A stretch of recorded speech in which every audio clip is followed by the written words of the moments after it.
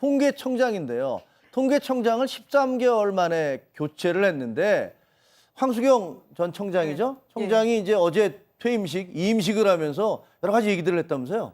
울면서 이제 이임식을 마쳤고 그리고 나오는 길에 이제 모 매체와의 언론과의 인터뷰에서 좀 격정적인 그 표현을 한 것 같아요. 거기에서 윗분의 말을 잘 듣지는 않았다. 내가 위의 말을 잘 듣지는 않았다. 윗선 말을 잘 듣는 편은 아니었다. 이 얘기는 내가 경질이었고 뭔가 원하는 오더대로 되지 않았다라는 취지로 충분히 읽힐 만한 얘기인 거죠. 화면에 보시는 거는 저게 이임사에서 나온 얘기인데 나는 지난 1년 2개월 동안 큰 거 없이 청장직을 수행했다. 통계가 정치적 도구가 되지 않도록 심혈을 기울였다. 저 얘기는 약간 좀 다시 들리면 내가 이렇게 정치적 도구가 되지 않도록 중립적으로 했는데 왜 나를 쫓아내냐 이런 약간 하소연 같은 느낌도 드네요. 그러니까 윗선에서 뭔가의 그 요구가 있었다는 취지가 아닌가. 그리고 윗선 말을 내가 잘 듣진 않았다는 말을 하고 두 개를 접목을 해보면 꿈보다 해몽인지는 몰라도 그렇게 충분히 해석이 가능하다는 거죠. 그런 더불어서 신임 그 청장이 통계청장이 이전에 그 문재인 대통령께서 이제 소득 주도 성장이 효과를 보고 있다라고 하는 그 근거로 제시한 통계 자료에서 자영업자 소득을 가구를 뺀 것이 그런 그 뭐랄까 이제 통계에서는 그런 기술적인 부분들이 좀 있죠. 그거를 마련했던 사람이 신임 청장이라고 하니까 통계청장이라고 하니까 더 의심을 살 수밖에 없다고 생각이 듭니다. 알겠습니다. 지금 화면에 보시는 게 이제 왼쪽에 보이는 게 황수경 청장, 전임 청장이고 이제 강신욱 청장이 신임 통계청장인데 어쨌든 뭐 물러가는 사람이나 새로 오는 사람이나 이렇게 좋게 뭐 하기는 쉽지는 않겠습니다만 어쨌든 좀 감정의 앙금이 있는 것 같긴 한데 지금 뭐 이수희 변호사 얘기한 대로 황수경 전 청장이 교체된 이후로 언론에 지금 거론되고 있는 게 가계 동향 조사 보고 뭐 그 표본을 늘렸는데 그 표본을 늘리는 바람에 결국은 그 소득주도 경제 성장이 잘 안 좋은 것처럼 분배 구조가 악화된 것처럼 그렇게 결과가 나왔다. 거기에 대해서 책임을 물었다.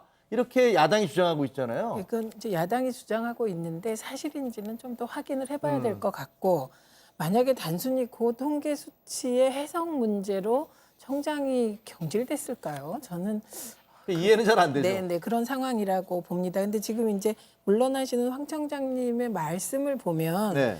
뭐 울면서 저런 얘기를 하시는 거 보니까 감정적으로 뭐 좀 격앙돼 있는 것 같은데 저 말은 또 물러나는 관료들의 입에선 잘 안 나오는 얘기가 그러니까요. 지금 또 나오고 또 있는 겁니다. 네.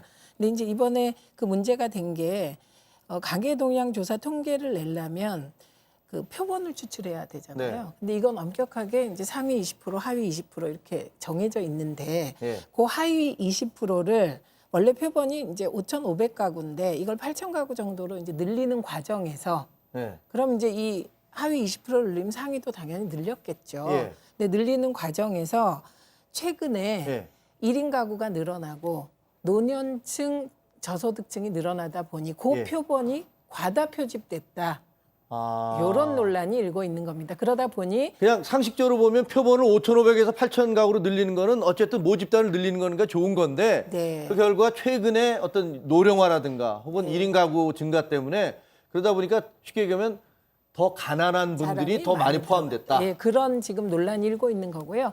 그 부분은 사실 그렇게 늘린 게 잘못인지 네. 그게 어떤 결과를 낳았는지 좀 더 구체적으로 다 같이 살펴볼 필요가 있다고 보입니다. 근데 이게 왜 이 논란이 되냐면 사실 통계라는 데 정치가 들어가면 안 되는 거죠. 그렇죠. 근데 이제 이게 정치적 그 논란거리가 된 게 문재인 대통령 입장에서는 지금 소득주도 성장을 펴고 있는 가장 중요한 이유가 저소득층과 그러니까 이 빈부격차를 줄이겠다는 거잖아요. 그렇죠. 그런 거에서 저소득층한테 좀 더 쓸 수 있는 돈을 줘서 그거를 이제 전체적으로 경제를 살리겠다라는 그런 측면들이 있는데 그 통계치가 저소득층이 훨씬 더 어려워지고 더 분이 높은 사람들은 더 많이 벌고 이거에 나와버리니까 빈부격차가 벌어진 걸로 나왔잖아요. 그래서 문재인 대통령이 가장 뼈아픈 대목이다라고 얘기를 했어요. 그러니까 네. 이 방향은 나의 지금 소득주도 성장 정책의 방향은 맞는데 지금 나오고 있는 이게